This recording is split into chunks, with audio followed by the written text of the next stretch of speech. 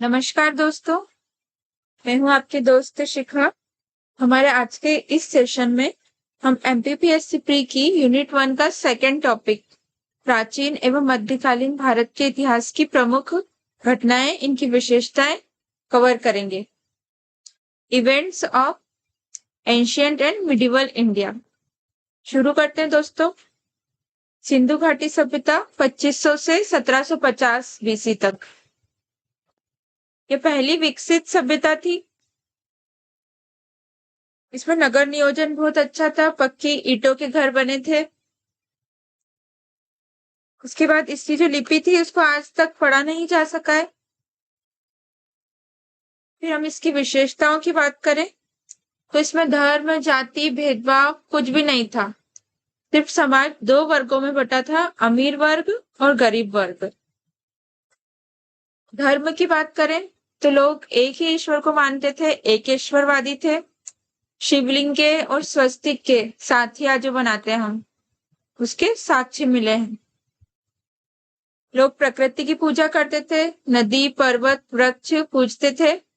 एक मुहर मिली है जिस पर योगी की मुद्रा में बैठा एक व्यक्ति मिला है, जिसके सिर पर एक सिंह है तथा जो मृग छाल पर बैठा है, इसको पशुपति कहा गया है। फिर हम प्रशासनिक विशेषताओं की बात करें तो यहाँ जो व्यापार होता था आंतरिक यानी जो नगर थे उनसे भी होता था, मोहनजोदड़ो, हड़प्पा, और बाहरी यानी कि दूसरे देशों से, ईरान, अफगानिस्तान से भी होता था। यहाँ के लोग नापतोल से परिचित थे। इनके बाट 16 के अनुपात में थे। सफाई यहाँ पे अच्छी थी, स्वच्छता थी। इसके बाद हम आगे आ जाते हैं। वैदिक सभ्यता ये 1500 से 600 तक चली। ये दो भागों में बटी है, ऋग्वैदिक और उत्तर वैदिक। 1500 से 1000 बीसी तक ऋग्वैदिक काल, 1000 से 600 बीसी तक उत्तर वैदिक काल। फिर अगले इसके बाद बौद्ध धर्म और जैन धर्म आए। बौद्ध धर्म के संस्थापक गौतम बुद्ध। इनका जन्म 563 बीसी में हुआ, मृत्यु 483 बीसी में। जैन धर्म के महावीर स्वामी। इनका जन्म 540 बीसी में और मृत्यु 468 बीसी में। आगे आ जाते हैं दोस्तों। 326 बीसी में सिकंदर ने भारत की खोज की थी। ये जो खैबर दर्रा है ऊपर की साइड, यहां से इसने भारत में प्रवेश किया था। उसके बाद 269 से 232 बीसी तक सम्राट अशोक, महान सम्राट अशोक का शासन चला। 261 बीसी में कलिंग का युद्ध हुआ, जिसमें भारी नरसंहार हुआ था, जिसके बाद से अशोक का हृदय परिवर्तन हो गया था और ये इन्होंने बौद्ध धर्म ग्रहण कर लिया था। 57 बीसी में विक्रम संवत विक्रमादित्य ने प्रारंभ किया। 30 बीसी में दक्कन में सातवाहन, दक्कन नीचे का क्षेत्र दक्षिण का, यहाँ पे सातवाहन वंश का प्रारंभ हुआ। के बाद एडी वाले सन पर आ जाते हैं। 78 एडी में शक संवत प्रारंभ हुआ।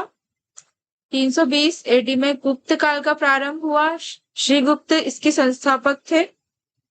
335 से 380 एडी तक समुद्रगुप्त ने संपूर्ण उत्तर भारत पर अधिकार कर लिया। समुद्रगुप्त ने ये ऊपर के पूरे क्षेत्र पर अधिकार कर लिया था और इसको भारत का नेपोलियन भी कहा गया है।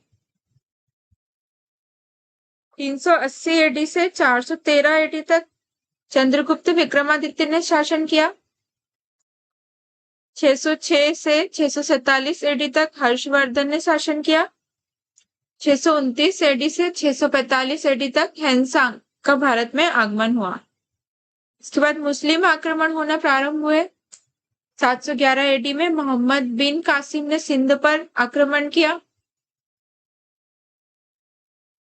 जिसमें खजूर का प्रचलन ऊंट का हुआ था। इसके आक्रमण के प्रभाव स्वरूप 1191 में तराइन का पहला युद्ध हुआ, जिसमें पृथ्वीराज चौहान ने मोहम्मद गोरी को हरा दिया। 1192 में तराइन का दूसरा युद्ध, मोहम्मद गोरी ने पृथ्वीराज चौहान को हराया, क्योंकि इनके जो ससुर थे जयचंद, वो मोहम्मद गोरी से मिल गए थे और उसके बाद पृथ्वीराज चौहान की मृत्यु हो गई। 1221 में चंगेज खान ने आक्रमण किया। 1336 में दक्षिण भारत में विजयनगर की स्थापना हुई। ये दो भाइयों ने की थी, हरिहर और बुक्का ने। 1343 में दक्षिण भारत में बहमनी साम्राज्य की स्थापना हुई। 1398 में तैमूरलंग ने भारत पर आक्रमण किया। बाबर इसी का वंशज था। 1469 में गुरु नानक का जन्म हुआ, जिन्होंने सिख धर्म की स्थापना की। 1498 में वास्को डिगामा समुद्र मार्ग से भारत पहुंचा। ये केरल पहुंचा था दोस्तों। केरल में जो कालीकट है वहां पहुंचा था और यहाँ के राजा जमोरिन ने स्वागत किया था इसका, केरल के कालीकट बंदरगाह पे। 1556 एडी में पानीपत का दूसरा युद्ध हुआ, अकबर और हेमचंद्र विक्रमादित्य के बीच में। ये उत्तर भारत का राजा था हेमचंद्र, जिसमें अकबर की जीत हुई और हेमचंद्र की हार हुई। 1565 में अकबर ने जजिया कर, जो एक धार्मिक कर था, उसको समाप्त कर दिया पूरी तरीके से। 1576 में हल्दी घाटी का युद्ध हुआ, अकबर ने महाराणा प्रताप को हराया। इसके बाद 1600 एडी में ईस्ट इंडिया कंपनी, ब्रिटिशर्स का आगमन हो गया, कंपनी की स्थापना हुई। 1605 में अकबर की मृत्यु हो जाती है और सूरत में अंग्रेजों ने अपनी पहली कोठी स्थापित कर ली, जिससे वो व्यापार करने लग गए। इसके बाद मराठा आते हैं। 1627 में शिवाजी का जन्म हुआ। 1707 में औरंगजेब की मृत्यु हो जाती है। के बाद से ही मुगलों का शासन कमजोर होने लगता है, क्योंकि औरंगजेब बहुत ही कट्टर शासक था। उसके बाद के अयोग्य शासक हुए, जिससे शासन मुगलों का कमजोर होता गया। 1714 में मराठाओं के बालाजी विश्वनाथ ने पेशवा वंश की स्थापना की। 1739 में नादिर शाह, ईरान का नादिर शाह, उसने भारत पर आक्रमण किया और मयूर सिंहासन, जिसमें कोहिनूर हीरा लगा था, उसको ईरान ले गया। 1757 में प्लासी का युद्ध, रॉबर्ट क्लाइव ने बंगाल के नवाब सिराजुद्दौला को हरा दिया और यहीं से ब्रिटिशर्स की नींव रखना चालू हो गई थी दोस्तों। 1760 में वांडीवास का युद्ध हुआ। भारत में जो अलग अलग कंपनियां आ रही थी, फ्रांस की, ब्रिटेन की, पुर्तगाल की, ये फ्रांसीसी और ब्रिटिशर्स की कंपनियों के बीच में हुआ था। इसमें फ्रांसीसी हार गए थे और ब्रिटिशर्स जीत गए थे। पानीपत का तीसरा युद्ध 1761 में ईरान के अहमद शाह अब्दाली ने मराठा को हरा दिया। इसके बाद 1764 में बक्सर का युद्ध हुआ और अंग्रेजों ने मीर कासिम, शाह आलम और सुजाउद्दौला, इनके त्रिगुट को हरा दिया और उनका शासन प्रारंभ कर लिया बक्सर के युद्ध से। अभी तक कंपनी का शासन चल रहा था। उसके बाद 1773 में कंपनी के शासन पर थोड़ी लगाम लगाई ब्रिटिशर्स ने और सुप्रीम कोर्ट के अधीन आ गए कंपनी के लोग।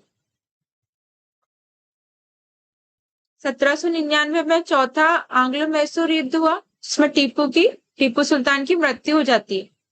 1818 में चौथा आंग्लो मराठा युद्ध हुआ, जिसमें मराठा हार गए। 1833 में राजा राममोहन राय की मृत्यु हो गई। राजा राममोहन राय जो एक समाज सुधारक थे, इन्होंने सती प्रथा का अंत किया और बहुत से अच्छे काम किए थे, इनकी मृत्यु हो गई। 1845 में मैकाले, जो कि अंग्रेजी शिक्षा के जनक थे, इन्हें अंग्रेजी माध्यम से शिक्षा के लिए प्रयास किए थे। उन्होंने ये मैकाले मिनट लेकर आए थे 1845 में। 1853 में पहली ट्रेन चली बंबई से ठाणे के बीच। जॉर्ज क्लार्क थे उस समय बंबई में और लॉर्ड डलहौजी गवर्नर जनरल थे और बंबई से ठाणे तक 34 किलोमीटर चली ट्रेन। धन्यवाद दोस्तों।